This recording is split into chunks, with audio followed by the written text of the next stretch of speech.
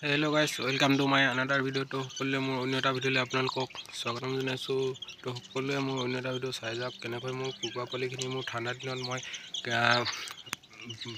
ভালকৈ যত্ন পালন কৰিছোঁ। তো কেনেকৈ তো সকলোৱে মোৰ এই কুকুৰা পোৱালিখিনি চাই যাওক। তো বৰ্তমান মই এতিয়া ৰাতিপুৱা হৈছে যে ৰাতিপুৱা ফলত মই কুকুৰা পোৱালিখিনি ঠাণ্ডাৰ পৰা বাচিবলৈ বাহিৰত উলিয়াই দিছোঁ। য'ত সূৰ্য পোহৰ ৰ'দ পৰে তো ৰ'দত মই অকণমান উলিয়াই দিছোঁ, যাৰ ফলত সিহঁতে অকণমান গৰম পাইছে। তো গৰমৰ ফলত এইটো বেমাৰ আজাৰ নাইকিয়া হৈ যায় গাইছ।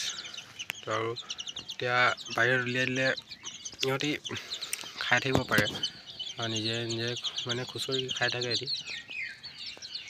আৰু এইবোৰ চাওক গাইছ, ইয়াত মই পানী দিছোঁ আৰু ইয়াত দানা দিয়া আছে, সিহঁতি খাই আছে গাইছ। তো ইহঁতৰ বয়স হ'ল এতিয়া বৰ্তমান 20 দিনমান হৈ গ'ল।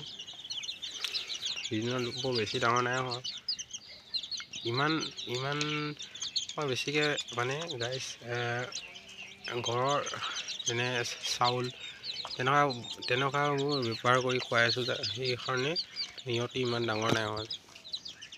বাকী বেলেগ দোকানৰ পৰা যিবোৰ দানা আনিলি খোৱালে গাইছ তো বেছি সোনকালে ডাঙৰ হয়। তো তেনেকৈ মই নাই খোৱা গাইছ, ঘৰুৱা পদ্ধতিৰে মই কুকুৰাবোৰ পালন কৰিছোঁ, যাৰ ফলত বিক্ৰী কৰিবলৈ মোৰ সুবিধা হয়।